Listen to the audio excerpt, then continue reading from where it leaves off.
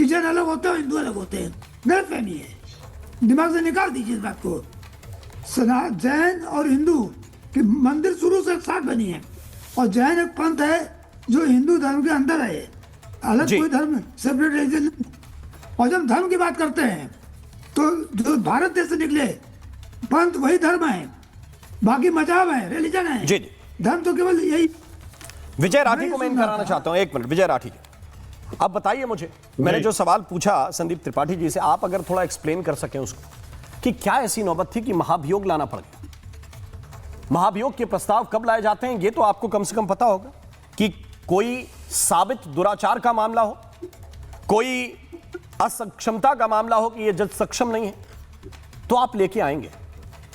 जिस मामले को डिवीजन बेंच ने सही ठहराया, डिवीजन बेंच ने, अगर एक जज ठीक नहीं थे तो डिवीजन बेंच में मामला गया, डिवीजन बेंच ने उस मामले पर कोई ऑब्जेक्शन नहीं लिया, और इसके बावजूद आप महाभियोग का प्रस्ताव लेकर आ गए। विजय राठी, अखिलेश जी भी वहां खड़े हैं, इसलिए सवाल आपसे भी है। राममोहन शर्मा जी, मुझे आप एक चीज बताइए कि जो इम्पीचमेंट लेकर के आए हैं उसमें अगर कुछ गलत है तो लोकसभा अध्यक्ष से वो देख लेंगे, वो भी तो एक संविधान का हिस्सा है ना इम्पीचमेंट लाना। तो इसमें इतना रोना पीटना क्या कि इम्पीचमेंट क्यों लाए? अगर संविधान ने ये ताकत दी है, सुनिए, संविधान ने अगर ये ताकत दी है, ये नियम दिया है, मुझे बोल लेने दीजिए। हाँ बोलिए। तो इम्पीचमेंट अगर आ रहा है तरीके से जी, तो उसमें कोई दिक्कत नहीं होनी चाहिए, गड़बड़ होगी तो अपने आप निरस्त हो जाएगा। लेकिन मैं एक चीज आपको याद दिला दूं, अभी कुछ समय पहले जब एक जज थे जिनके घर में पैसे मिले थे, जो नोटों के बोरे जलाए गए थे, और उस समय भी आपने देखा होगा, उस समय मीडिया में इतनी चर्चा नहीं चली, वो कहां है, क्या हुआ उन पैसों का कुछ पता चला? अगर उपराष्ट्रपति धनखड़ उसमें इंपीचमेंट चलवाना चाहते थे तो उनको सीट से हटा के, कान पकड़ के जैसे बोलते हैं ना, हटा करके उनको कहा, आज आप और हम उनकी चर्चा नहीं करते, ये भारतीय जनता पार्टी करती है। मैं एक बात कहना चाहता हूं, फैसला गलत सही बाद में कर लेंगे, लेकिन इस हिंदुस्तान में एक चीज तो जरूरी है कि जो लोग देश के लिए लड़े वो आज सबसे ज्यादा गद्दार उनको साबित करने पे भारतीय जनता पार्टी लगी है, और जो अंग्रेजों के दलाल और मुखबिर रहे, जिन्होंने कोई स्वतंत्रता आंदोलन में भाग नहीं, वो आज सबसे बड़े देशभक्त बनने जा रहे हैं। इस देश की विडंबना है। जो सबसे ज्यादा अनपढ़ हैं, जिनकी डिग्री का नहीं पता आज तक, वो अपने को सबसे ज्यादा पढ़े लिखे घोषित कर रहे हैं। जो पढ़े लिखे लोग हैं, आपने कहा कि महाभियोग लाना सांसदों का अधिकार है। आपने कहा कि महाभियोग लाना सांसदों का अधिकार है। अब देखिए, आप इधर उधर चले जाएंगे, फिर बीजेपी के प्रवक्ता इसी बात पे आपको आंसर करते रहेंगे, मेरा डिबेट का टाइम चला जाएगा। विजय राठी, मैं महाभियोग पे टिकना चाहता हूं, इसलिए टिकना चाहता हूं कि आपका अधिकार है, ये आपके सांसदों का अधिकार है। मैं बोल रहा हूं ये अधिकार है, बिना अधिकार के कोई चीज नहीं हो सकती। लेकिन बात सुनिए, किस लिए अधिकार का इस्तेमाल करेंगे, किस लिए आप अधिकार का इस्तेमाल करें, और अधिकार का दुरुपयोग करेंगे किसी को डराने के लिए?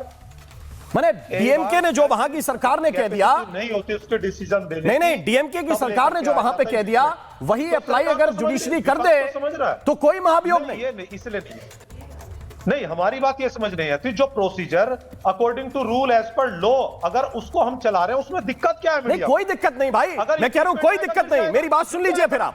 मैं कह रहा हूं कोई दिक्कत नहीं, और किसी को दिक्कत होनी नहीं चाहिए। लेकिन आप विपक्ष के नेता हैं, मैं एक पत्रकार हूं, मैं आपसे कह रहा हूं जिस बात को आप अभी बोल रहे हैं कि कोई दिक्कत नहीं, कल के दिन मैं बोल रहा हूं, ये गुरु प्रकाश जी बैठे, ये केंद्र की सरकार में, मेरी बात सुनिए आप, अरे मेरी बात सुनिए, अगर नहीं सुनेंगे तो आपको समझ में नहीं आएगा। मैं आपके लिए मतलब की बात कर रहा हूं, मैं किसी बीजेपी के किसी जज के मतलब की बात नहीं कर रहा हूं। ये बैठे हैं गुरु प्रकाश जी, इनकी पार्टी सत्ता में है, इनके पास सांसदों की संख्या आपसे बहुत ज्यादा है। ये जैसे ही लेके आएंगे ना किसी जज के खिलाफ महाभियोग, फिर आप कहेंगे कि देखिए बीजेपी के मतलब का फैसला नहीं दिया, ये महाभियोग लेके आ गए। ये आप रास्ता दिखा रहे हैं। मतलब इसका क्या मतलब? मैं कह रहा हूं ना कि आपको जज का फैसला पसंद नहीं, आपका अधिकार है, आप लेके आ गए। जिस दिन सत्ता पक्ष इसका दुरुपयोग करने के लिए बैठ जाएगा, उस दिन बैठ के रोएंगे यहीं पर रोएंगे कि ये देखिए कत्ल हो गया, ये न्यायपालिका का कत्ल हो गया, ये इसका कत्ल हो गया, ये सब यहीं पे बैठ के बोलेंगे। मैं बोल रहा हूं, कर रहा है सत्ता पक्ष न्यायपालिका का राजनीतिकरण कर रहा है राज्य। अरे आप बता रहे हैं जो महाभियोग की बात, मैं बता रहा हूं वहां पे सरकार किसकी है? ये भी तो सवाल सरकार से ही है, ये विपक्ष का सवाल नहीं है, ये सरकार डीएमके की है, और डीएमके की सरकार से सवाल है जिसको ढकने की कोशिश अखिलेश यादव, प्रियंका गांधी मिलकर कर रहे हैं। इसलिए मेरा ये सवाल भी सरकार से। आप नहीं उठाएंगे तो क्या शायद देश नहीं समझेगा किसको क्या इनाम मिल रहा है? पूरा देश जानता है। हाँ, तो किसको क्या इनाम देना चाहते हैं आप, ये भी देश देखेगा। क्या इनाम देना चाहते हैं? खड़ा होगा। आप अपने वोट बैंक के लिए एक जज का इंपीचमेंट करेंगे बिना किसी ठोस आधार के? अच्छा क्या ठोस, क्या ये कौन, ये मीडिया तय करेगी? अरे मैं नहीं करूंगा, आप कर दीजिए। आप 5 लाइन बता दीजिए कि ये ठोस है कि नहीं। आप बताइए कि इस जजमेंट में गलती क्या थी। अरे आप बता दीजिए, आप तो विपक्षी लोग हैं, बताइए 5 पॉइंट क्या गलती थी। अच्छा एक चीज बताइए, जो कोई कोर्ट डिसीजन देता है, अगर कोई हाई कोर्ट में ना जाए, सुप्रीम कोर्ट में ना जाए, तो मतलब बाहर बैठ के हम ये बताएंगे उसमें गलती क्या है? सुप्रीम कोर्ट और हाई कोर्ट को बंद कर दीजिए। अरे तो सुप्रीम कोर्ट में गया ना मामला, हाई कोर्ट की डिवीजन बेंच में गया, हाई कोर्ट की डिवीजन बेंच ने एज इट इज मामले को रखा, सुप्रीम कोर्ट में गया, सुप्रीम कोर्ट में सुनवाई नहीं होने दे रहे और आप इंपीचमेंट लेके आ गए। कौन तय करेगा? यही मैंने शुरू में कहा, सुप्रीम कोर्ट विल डिसाइड। ये भी तो संविधान में लिखा है और उनको डिसाइड करने दीजिए। इंपीचमेंट भी तो संविधान में लिखा है ना। मैं मतलब मैं बस समझाने की कोशिश करता हूं अनंत विजय जी, मुझे लगता है कि या तो ये समझना नहीं चाहते या मैं समझा नहीं पा रहा हूं। आप थोड़ी सी कोशिश कीजिए कि इसमें दिक्कत क्या है, सांसदों के अधिकार क्या हैं और न्यायपालिका की गरिमा बनाना कितना आवश्यक है। अनंत विजय जी बताइए। राम मोहन जी, देखिए दिक्कत यह है कि विपक्ष इस समय हर संवैधानिक संस्थापक को दबाव में लेना चाह रहा है। अपनी असफलताओं को छुपाने के लिए जितनी भी संवैधानिक संस्थाएं उन सबको दबाव में लेना चाह रहा है। पॉलिटिकल बात यह है, अभी आपने देखा आज राहुल गांधी ने चुनाव आयोग पर जिस तरह के हमले किए संसद के अंदर, और उसके बाद उन्होंने कहा कि पूरा सत्ता पक्ष देशद्रोही है। उसी तरह से मैं इसको देखता हूं तमिलनाडु के इस मामले को, जहां एक जजमेंट आया सुप्रीम कोर्ट में, उस पर हियरिंग है और सिंगल बेंच पर आप डिवीजन बेंच गए, उसके बाद भी अगर आप सुप्रीम कोर्ट में दिए आपने अर्जी तो उसका इंतजार करना चाहिए। उसके बीच में ये दबाव बनाने की रणनीति ये न्यायपालिका के लिए बहुत घातक है और विपक्ष इस प्रकार के कदम उठाकर लोकतंत्र को कमजोर करना चाहता है और सिर्फ अपनी नाकामियों को छुपाने के लिए।